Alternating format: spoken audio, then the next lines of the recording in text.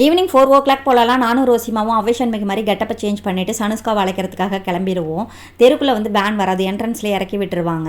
அது walkable distance தான் அப்படிங்கிறதுனால 2 பேரும் நடந்தே போய் அழைச்சிட்டு வந்துடுவோம். இன்றைக்கி லஞ்சுக்காக வந்து காயின் தோசை தான் கேட்டிருந்தா, அதை தான் கொடுத்து விட்டுருந்தேன். வந்தோன்னே பசிக்கும் இல்லையா, அதனால் ஏதாவது ஸ்நாக்ஸ் ரெடி பண்ணலாம் அப்படின்னு சொல்லிட்டு வீட்டில் செவப்பரிசி அவல் இருந்துச்சு, அதை வச்சு புட்டு ரெடி பண்ணலான்னு அதை வந்து மிக்ஸி ஜாரில் சேர்த்து 2 ஏலக்காய் கொஞ்சமாக உப்பு சேர்த்து ரவை பதத்துக்கு கொரன்னு அரைச்சி எடுத்துக்கிட்டேன். இதில் வெந்நீர் விட்டு நல்லா புட்டு மாவு பதத்துக்கு பசிஞ்சிட்டு இட்லி பானையில் ஒரு 10 நிமிஷம் வேக வச்சு எடுத்தோம்னா சூப்பரான சிவப்பரிசி புட்டு ரெடி ஆகிடும். அதையும் வச்சுட்டு இந்த சைடில் வந்து டீயும் போட்டு விட்டுடலாம் அப்படின்னு சொல்லி இதோட சேர்த்து குடிக்கும் போது சூப்பராக இருக்கும் இல்லைங்களா, அதனால் டீயும் போடுறதுக்காக ரெடி பண்ணிட்டேன். புட்டு சூப்பராக ரெடியாகி வந்துருச்சு. இதுக்கு தேவையான அளவுக்கு தேங்காய் துருவல், எங்கிட்ட வந்து நாட்டு சக்கரை இல்லை, அதனால் வந்து வெள்ளை சக்கரையை போட்டு நல்லா மிக்ஸ் பண்ணிவிட்டு சுட சுட சாப்பிடும்போது சூப்பராக இருந்துச்சு. சனுஸ்காவும் வச்சு கொடுத்துட்டேன். குட்டி பாப்பாவுக்கு ரொம்ப பிடிச்சிருந்துச்சு போல், திரும்ப திரும்ப வந்து கேட்டு வாங்கி சாப்பிட்டுட்டு இருந்தா.